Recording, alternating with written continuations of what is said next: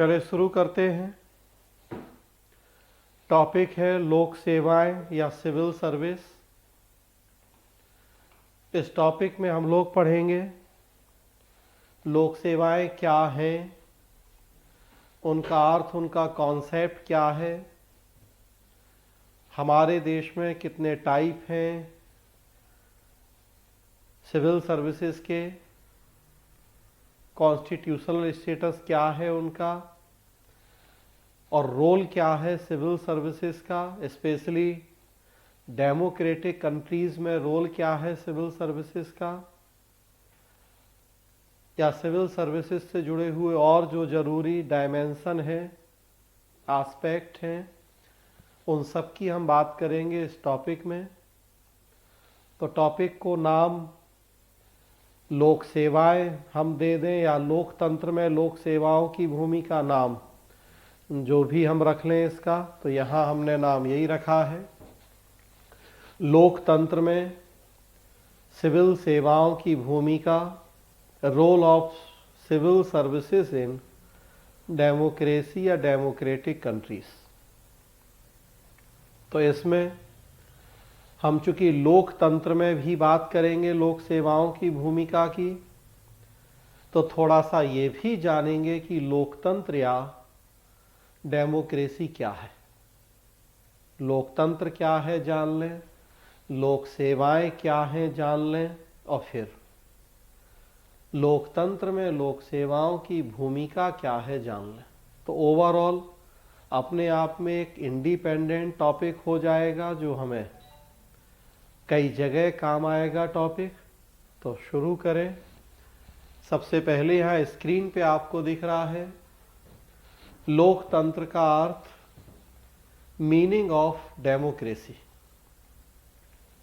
लोकतंत्र के दो अर्थ करते हैं हम लोग, एक शब्दार्थ भी है और दूसरा भावार्थ भी है। शब्दार्थ में देखेंगे आप, जो हिंदी शब्द है लोकतंत्र, ये बेसिकली इंग्लिश के डेमोक्रेसी शब्द का हिंदी रूपांतर है। इंग्लिश वर्ड डेमोक्रेसी, उसका हिंदी रूपांतर लोकतंत्र। डेमोक्रेसी शब्द की उत्पत्ति ग्रीक भाषा के दो शब्दों से मिलकर हुई है। एक शब्द है डेमोस और दूसरा शब्द है क्रारिया। ग्रीक भाषा के दोनों शब्द हैं डेमोस और क्रारिया, इनसे मिलके बना है इंग्लिश का डेमोक्रेसी और उससे हिंदी का लोकतंत्र या प्रजातंत्र भी कह देते हैं। जो ये दो मूल शब्द हैं डेमोस और क्रारिया, तो आप देखिए डेमोस का अर्थ होता है लोक और क्रारिया का अर्थ होता है शासन। दोनों को जोड़ दें अगर हम, तो डेमोक्रेसी का अर्थ हो जाता है लोगों का शासन। लोकतंत्र मतलब लोगों का शासन। अगर हम शब्दार्थ की बात करें तो कहीं ना कहीं भावार्थ भी वही है, लोगों का शासन। उसी को हमने व्याख्या कर दी एक लाइन में। तो भावार्थ हो गया ऐसी शासन व्यवस्था जिसमें ज्यादा से ज्यादा जनता की भागीदारी को सुनिश्चित किया जाता है, उसे हम लोकतंत्र कहते हैं। शासन व्यवस्था कुछ मुट्ठी भर लोगों के हाथ में सीमित ना हो, बल्कि समाज या समुदाय के बड़े समुदाय, ज्यादा से ज्यादा लोगों की उसमें हम भागीदारी, पीपुल्स पार्टिसिपेशन को सुनिश्चित करें। हमारे देश में देखिए 138 करोड़ के आसपास आबादी है, 88 करोड़ के आसपास उसमें वोटर्स हैं। सारे लोग वोट दें, चुने अपने प्रतिनिधियों को, अब नहीं जाते जो वोट देने, वो उनकी मर्जी है, अदरवाइज हमने तो भाई सबको दी है पावर, सबके वोट की वैल्यू इक्वल है। तो डेमोक्रेसी है कि कुछ मुट्ठी भर लोगों के हाथ में वो सत्ता नहीं सिमटी है, पूरे 138 करोड़ को दी है सत्ता। बस अब 38 करोड़ में वो एक क्राइटेरिया तय कर दिया है कि भाई 18+ जो होगा वो फिर अब वो सत्ता का उपभोग करेगा। खुद नहीं कर सकते क्योंकि इतनी बड़ी आबादी है, तो वो अपने रिप्रेजेंटेटिव्स को इलेक्ट कर लेगा। तो ये लोकतंत्र है। आजकल आप देखिए तो दुनिया के ज्यादातर देशों में शासन व्यवस्था का यही रूप प्रचलित है।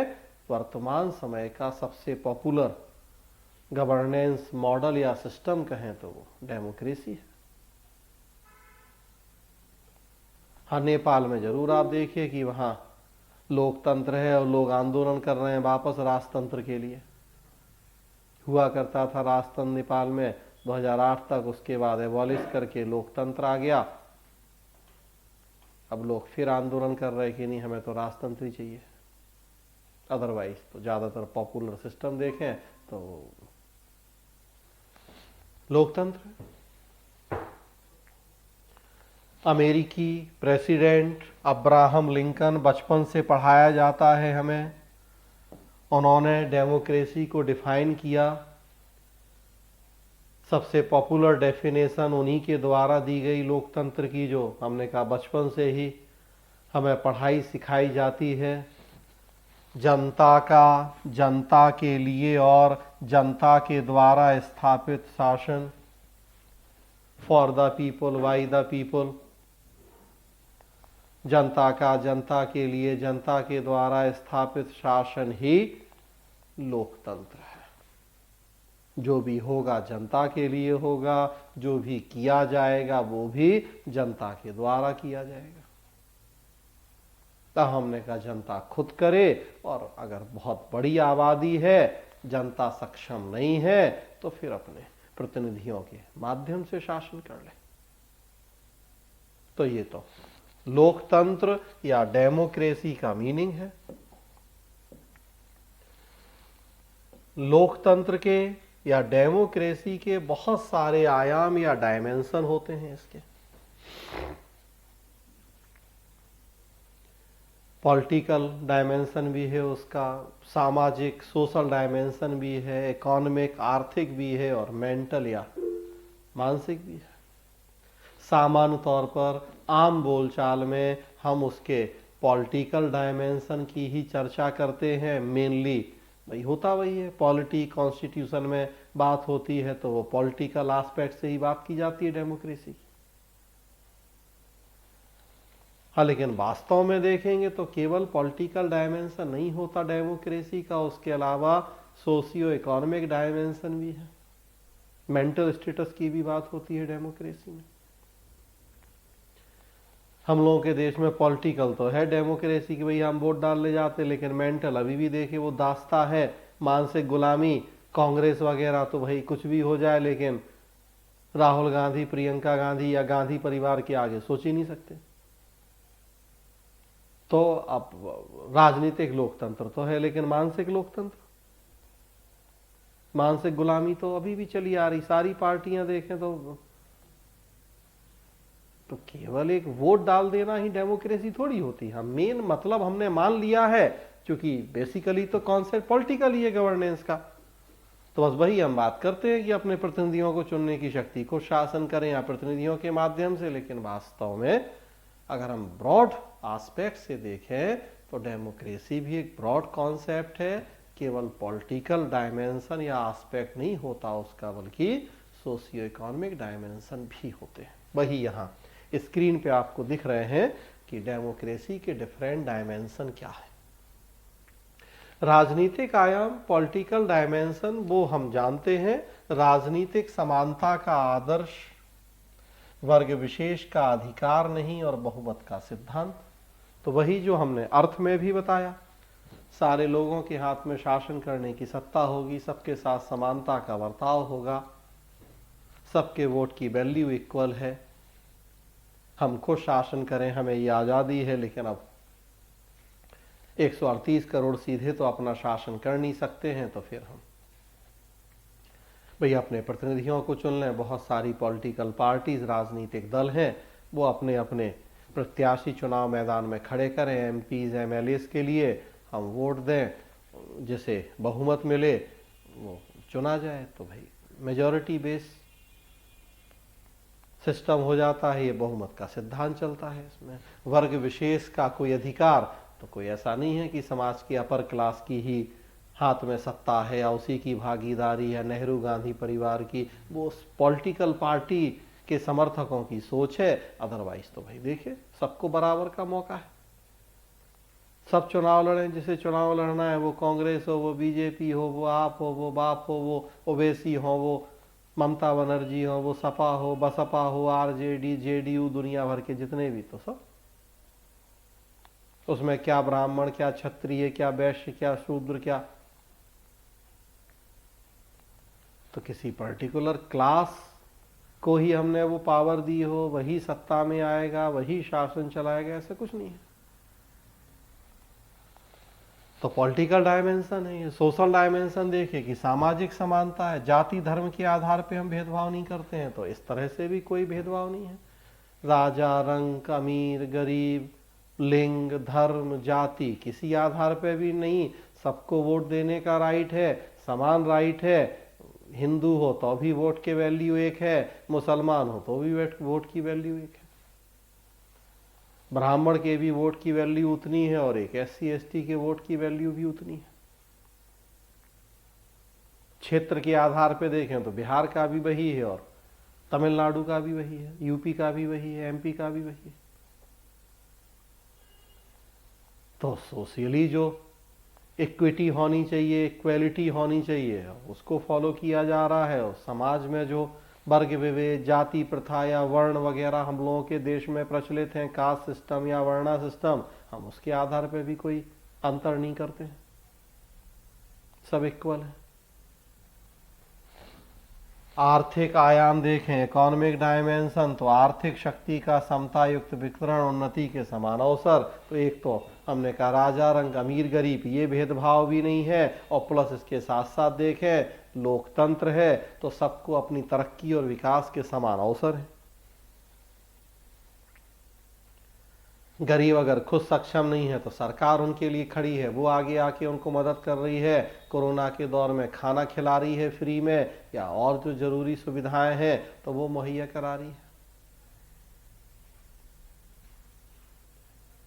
किसी को किसान सम्मान निधि के तहत पैसा दिया जा रहा है, किसी को किसी और रूप में पीडीएस या और जिस माध्यम से। तो कोशिश यही है कि भाई आर्थिक संसाधनों का भी समता युक्त वितरण हो। ऐसा नहीं कि सारी संपत्ति का फिर कुछ मुट्ठी भर लोगों के हाथ में सिमट जाए। वो अब एलपीजी के बाद भाई हमने चीजें खोली हैं, उसके पहले तो देखिए एमआरटीपी जैसे एक्ट भी हुआ करते थे हम लोगों के देश में।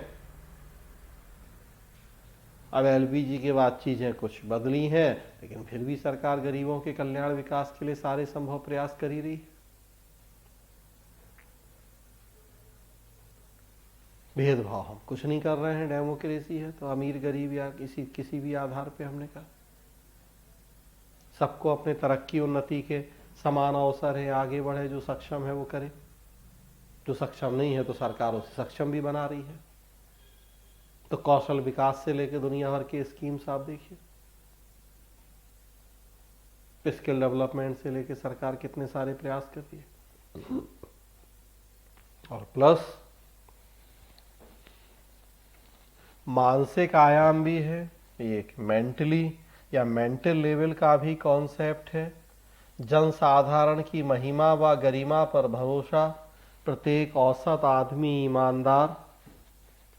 मतलब मानसिक तौर पे भी तो हमें आजाद होना पड़ेगा, सबको इज्जत सम्मान देना पड़ेगा, सबकी भावनाओं का आदर करना पड़ेगा। लोकतंत्र, लोगों का शासन, तो सारे लोग समान हम बात कर रहे हैं, तो उसमें क्या ब्राह्मण क्षत्रिय, क्या हिंदू मुसलमान, क्या अमीर गरीब, तो ये चीजें मानसिक तौर भी तो जब तक हम स्वीकार नहीं करेंगे, सबको इज्जत सम्मान नहीं देंगे, सबको आदर गरिमा नहीं देंगे, तब तक हो ही नहीं पाएगा। भाई महिला चुनाव में खड़ी है, अगर पुरुष ईगो आगे आड़े आ जाएगा, हम कैसे उसे अपना एमपी एमएलए चुनेंगे? कई सारी सीटें हमने एससी एसटी के लिए रिजर्व की हैं, एमपी एमएलए के लिए, तो ऐसा तो है नहीं कि जहां से वो एससी एसटी के लोग चुनाव लड़ते हैं वहां 100% आबादी केवल एससी एसटी की है, वहां ब्राह्मण भी रहते हैं, क्षत्रिय भी रहते हैं। अब अगर नहीं मेंटली वो तैयार है तो वोट डालने ही नहीं जाए कि अरे ये तो एससी एसटी सीट है, वो एससी प्रतिनिधि खड़ा है, हम क्यों वोट डालें? तो जब तक नहीं है वो भावना दूसरे को इज्जत सम्मान देने की, वो भी इंसान है, उसको उसकी भी एक गरिमा है, तो फिर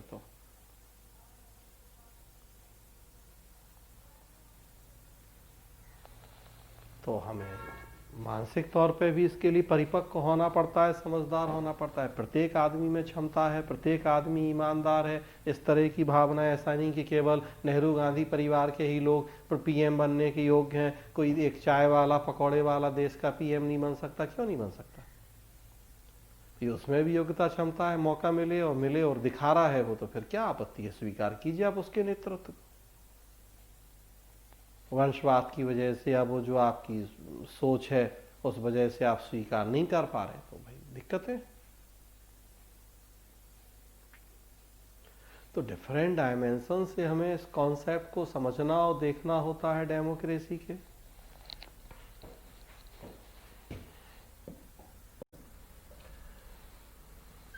लोकतंत्र की कुछ विशेषताएं हैं, फीचर्स ऑफ डेमोक्रेसी, 4-5 जो ज्यादा महत्वपूर्ण विशेषताएं हैं वो यहाँ स्क्रीन पे दिख रही हैं आपको। पहली विशेषता है कि एक से अधिक राजनीतिक दलों में राजनीतिक सत्ता के लिए मुक्त प्रतिस्पर्धा होती है, तो हेल्दी फ्री कंपटीशन होगा डिफरेंट पॉलिटिकल पार्टीज में। दूसरा, आप देख रहे हैं सब जुड़े हुए पॉइंट हैं, एक ही साथ व्याख्या कर लेंगे कि राजनीतिक पद किसी विशिष्ट वर्ग की बपौती नहीं है, मतलब किसी पर्टिकुलर क्लास का कब्जा हो, उन्हीं की अथॉरिटी हो। देश के सिस्टम पे ऐसा नहीं है, सबको बराबर का अधिकार है। तीसरा देखें तो वयस्क मताधिकार पर आधारित आवधिक चुनाव है, तो पीरियोडिक इलेक्शन हर 5 साल का टर्म है। देखिए उसके बाद हम चुनाव करते, 18 साल से ऊपर के 18+ के जो लोग हैं उन्हें हमने वोटर माना है, उनके वोट देने के राइट्स हैं, वो चुनाव में खड़े प्रत्याशियों को वोट देते। अगला देखिए कि नागरिक स्वतंत्रताओं की व्यवस्था की गई है, जो भी सिटीजन्स फ्रीडम्स हैं वो डिफरेंट टाइप के फ्रीडम्स हैं, बोलने की आज़ादी हो, घूमने फिरने की आज़ादी हो, व्यापार वाणिज्य करने की आज़ादी हो, आंदोलन संघ बनाने की आज़ादी, तो वो सब, और प्लस एक स्वतंत्र निष्पक्ष न्यायपालिका, इंडिपेंडेंट जुडिशियरी भी जरूरी है ताकि वो लोगों के अधिकारों की, स्वतंत्रताओं की रक्षा करे। तो बेसिकली हम बात कर रहे हैं कि डेमोक्रेसी, लोकतंत्र मतलब लोगों का शासन। भारत जैसे देशों में बहुत बड़ी आबादी है, लोग और शासन सत्ता का प्रयोग खुद नहीं कर सकते, डायरेक्ट डेमोक्रेसी पॉसिबल नहीं है। तो फिर ऐसी स्थिति में हम रिप्रेजेंटेटिव या इनडायरेक्ट डेमोक्रेसी के कॉन्सेप्ट को एडॉप्ट करते हैं, जिसमें लोग अपने रिप्रेजेंटेटिव्स को चुन लेते हैं। हर एक रेगुलर बेस पे इलेक्शन होते हैं। अपने देश में हम देख रहे हैं कि वो 5 साल का टेन्योर है।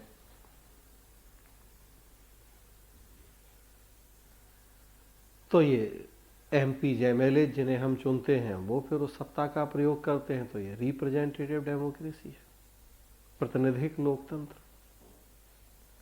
तब जिन एमपीज एमएलए को हमें चुनना है, जो कैंडिडेट चुनाव लड़ते हैं, इलेक्शन में खड़े होते हैं, तो वो different political parties, different ideologies के साथ खड़े होते हैं, जनता से अलग अलग वो वायदे करते हैं। हमें वोट दीजिए, हमें चुनाव जिताइए, हमें अपना प्रतिनिधि बनाइए, तो हम आपके लिए चांद तोड़ के लाएंगे, दूसरा कहता है हम तारे तोड़ के लाएंगे, तीसरा कहता है कुछ और, चौथा कुछ और। तो एक हेल्दी कंपटीशन होता है। अब हम देख लें कि अपना प्रतिनिधि चुनने के लिए हमें कौन ज़्यादा अप्रोप्रिएट व्यक्ति लग रहा है, हम वोट दें और फिर जिसे बहुमत मिलता है तो वो चुनाव जीतता है। ये सिस्टम है। तो वही बातें यहाँ देखिए लिखी हुई हैं कि एक से अधिक राजनीतिक दलों के बीच में मुक्त प्रतिस्पर्धा होती है सत्ता प्राप्ति के लिए। सब कहते हैं हमें चुनिए एमपी एमएलए। किसी पर्टिकुलर क्लास वर्ग विशेष को हमने सत्ता दी हो, ऐसा नहीं है। जो प्रतिनिधि चुने जाते हैं वो वयस्क मताधिकार के आधार पर होते हैं। 18+ हमारे देश में हमने वोट डालने के लिए एक एज लिमिट तय कर दी है। पहले 21 थी, फिर उसे 18 कर दिया। और चूंकि लोगों का शासन है तो स्वाभाविक सी बात है कि लोगों के अधिकार, लोगों की स्वतंत्रताएं सर्वोपरि है। तो नागरिक स्वतंत्रताओं की व्यवस्था है और इस पूरे सिस्टम की रक्षा के लिए लोगों के आपस के लड़ाई झगड़े विवाद हैं, उन सब के निपटारे के लिए हमें एक इंडिपेंडेंट जुडिशियरी की ज़रूरत है। तो स्वतंत्र निष्पक्ष न्यायपालिका की व्यवस्था।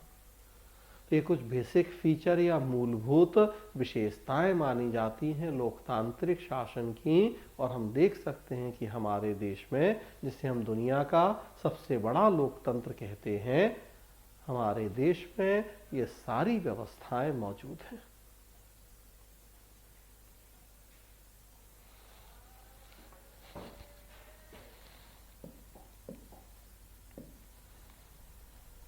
लोकतंत्र का विकास थोड़ा सा लिखा हुआ है यहां संक्षेप में।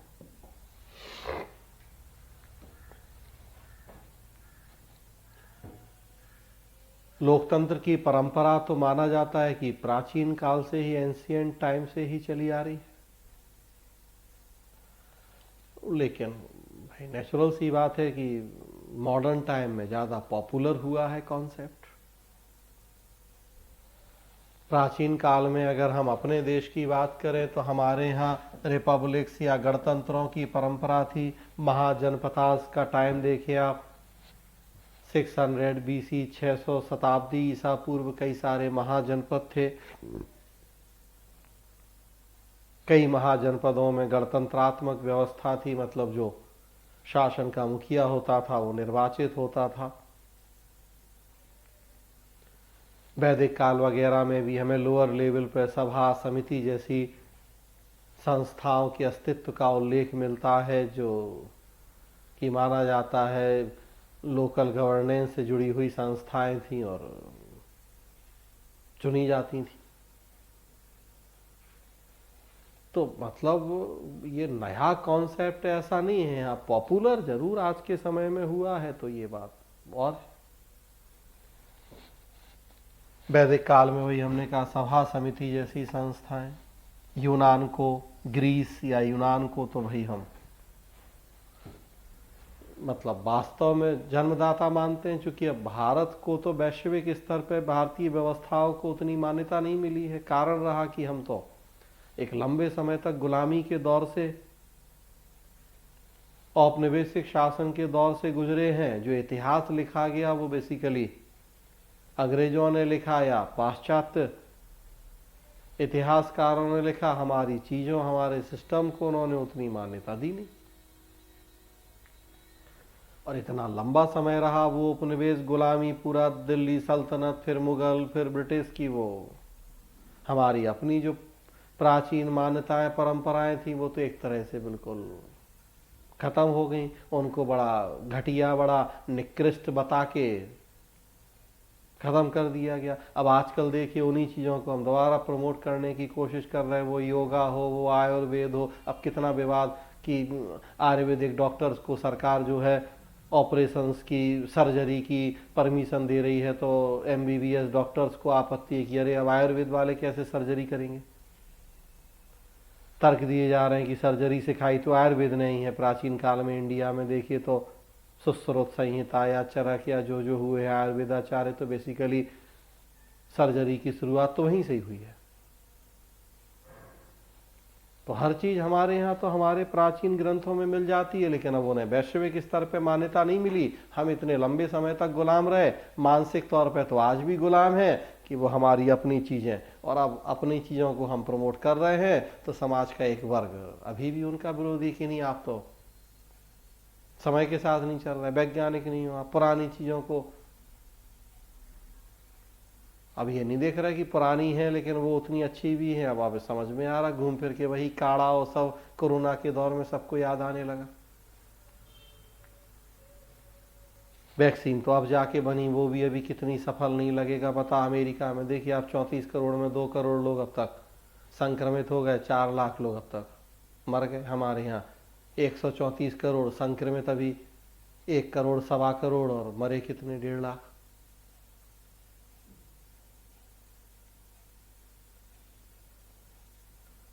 काढ़े पी पी के लोगों ने कितना जो है अपना बचाव कर लिया। तो हमारे देश में तो अगर खोजने हम चलें, लेकिन अब मान्यता की बात है कि कितने लोग उसे मान रहे नहीं मान रहे, रिकग्निशन है नहीं है चीज़ों को। तो वैश्विक स्तर पे जो ये डेमोक्रेसी का कॉन्सेप्ट है तो मान्यता मिली है। ग्रीस, प्लेटो और अरस्तु जैसे विद्वान हुए हैं, शुरुआत वहीं से मानी जाती है डेमोक्रेटिक सिस्टम की, लोकतंत्र का पालना। कहा गया है यूनान को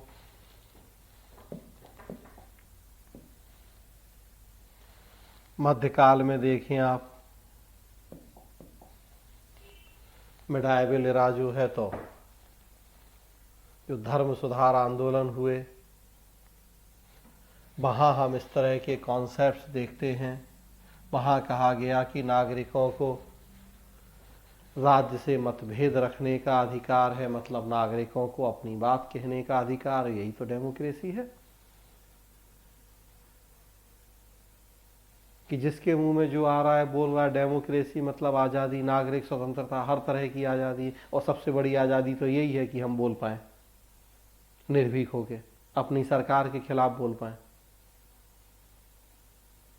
इतने सारे विपक्षी रोज मोदी को गालियां देते हैं तो फिर भी कहते हैं कि लोकतंत्र खतरे में है। किसान आंदोलन हो रहा है, सीए को लेकर आंदोलन होते हैं और सरकार कुछ नहीं कर रही है, फिर भी कुछ नहीं कर रही मतलब आंदोलनों को दबा नहीं रही है, कोई बल का प्रयोग नहीं कर रही, फिर भी लोग कहते हैं कि लोकतंत्र खतरे में है। लोकतंत्र है तभी आप आंदोलन कर पा रहे, तभी आप रोज ट्विटर पे कुछ कुछ लिख पा रहे उटपटांग सरकार के खिलाफ।